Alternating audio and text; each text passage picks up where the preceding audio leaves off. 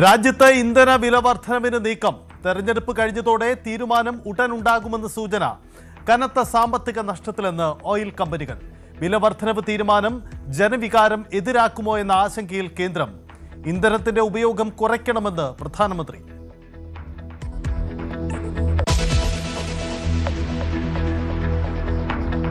ആരാകും മുഖ്യമന്ത്രി എന്നതിൽ തീരുമാനം വൈകുമോ? പോരടങ്ങിയ ശേഷം പ്രഖ്യാപനം മതിയെന്ന് ഹൈക്കമാൻഡിൽ ധാരണ. AICC ചർച്ചയ്ക്ക് മുമ്പ് രാഹുൽ KC കൂടിക്കാഴ്ച നടന്നെന്ന വിവാദത്തെക്കുറിച്ച് അറിയില്ലെന്ന് രമേശ് ചെന്നിത്തല. ഹൈക്കമാൻഡ് പറയുന്നതെന്തും അംഗീകരിക്കും. പ്രതിപക്ഷ നേതാവ് ആരെന്നതിലും ഇന്ന് തീരുമാനം വന്നേക്കും.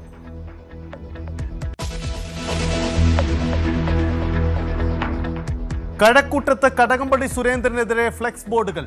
വ്യക്തിയല്ല പാർട്ടിയാണ് വേണ്ടതെന്ന് ഫ്ലെക്സ് ബോർഡിൽ പരാമർശം. DYFI തിരുവനന്തപുരം ജില്ലാ കമ്മിറ്റി അംഗം ശ്യാം കൊളത്തൂരിന്റെ ചിത്രവും ഫ്ലെക്സിൽ.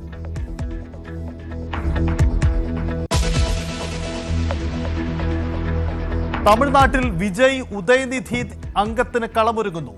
സത്യപ്രതിജ്ഞ ചടങ്ങിനിടെ തമിഴ് തായ് വായ്പാട്ടിന് മുമ്പ് വന്ദേമാതരം ആലപിച്ചതിൽ രാഷ്ട്രീയ വിവാദം. പ്രോട്ടോകോൾ ലംഘിച്ചുവെന്നാരോപിച്ച് DMKയും ഇടതുപക്ഷവും. സ്പീക്കർ തെരഞ്ഞെടുപ്പ് നാളെ നടക്കും. നിയുക്ത MLA-മാരുടെ സത്യപ്രതിജ്ഞ ഇന്ന് രാവിലെ.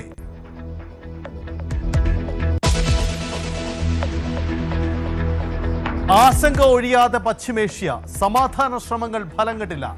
UAE-യിലും ഖത്തറിലും ഡ്രോൺ ആക്രമണം. സൈനിക നടപടികൾ അവസാനിപ്പിച്ചിട്ടില്ലെന്ന് ഇസ്രയേൽ. ശക്തമായ തിരിച്ചടി നൽകുമെന്ന് IRGC. സംഘർഷങ്ങൾക്കിടെ ട്രംപ് ചൈനയിലേക്ക്. ഷീ ജിൻപിങ്ങുമായി കൂടിക്കാഴ്ച നടത്തി.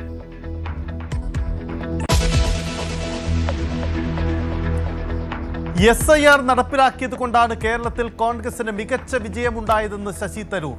വോട്ടർ പട്ടിക പരിഷ്കരിച്ചത് CPM-ന് തിരിച്ചടിച്ചു. ബംഗാളിൽ മമതാ ബാനർജിയുടെ തോൽവിക്ക് ഇടവച്ചതും SIR ആണെന്ന് തരൂർ.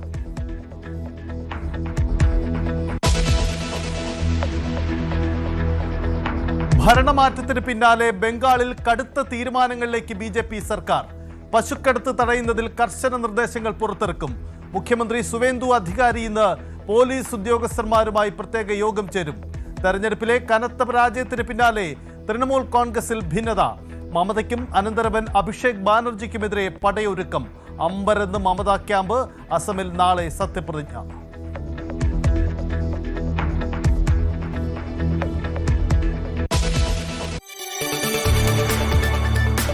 കൂടുതൽ വാർത്തകൾക്ക് News 18 Keralam YouTube channel subscribe ചെയ്യുക.